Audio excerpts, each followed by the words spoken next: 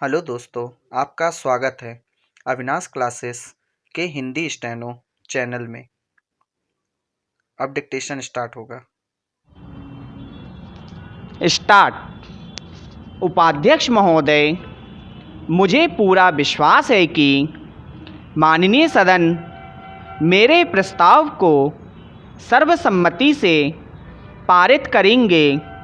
मुझे आशा ही नहीं बल्कि पूरा विश्वास है कि माननीय सदस्य अपने दल की राजनीति से ऊपर उठकर खुले दिल और दिमाग से इस प्रस्ताव पर चलने वाली बहस में भाग लेंगे। मैं इसी विश्वास के साथ अपने विचार सदन में रखने जा रहा हूँ। भारत का इतिहास दुनिया के लोगों से छिपा नहीं है। भारत की भूमि से मानवता का संदेश आदि बहुत सी चीज़ें दुनिया में फैली। एक समय था जब हमारी सभ्यता और हमारी शिक्षा की बातें पूरे संसार में हुआ करती थी। हमारे देश में वेद लिखे गए जिसने संसार को मानवता का संदेश दिया और कहा कि पूरे संसार को एक परिवार मानकर चलो।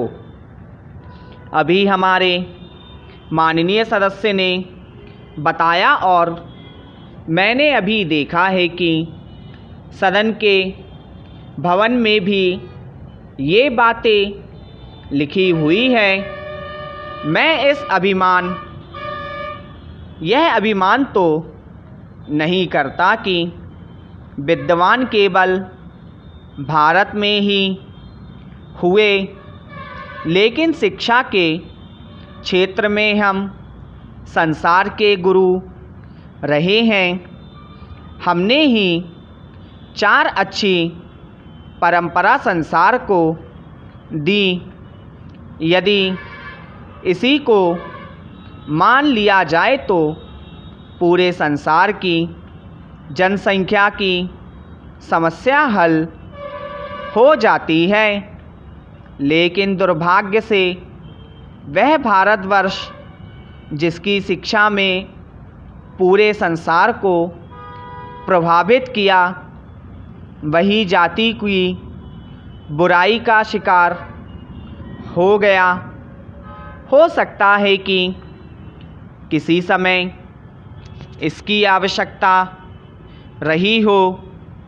मैं उस विषय पर आज यहाँ कुछ नहीं कहना चाहता, लेकिन निश्चित रूप से जिस समय हमने यह निश्चय कर दिया कि हरिजन भाइयों को शिक्षा ग्रहण करने का अधिकार नहीं है, वेद पढ़ने का अधिकार नहीं है, उसी समय से हमारा पतन आरंभ होता है।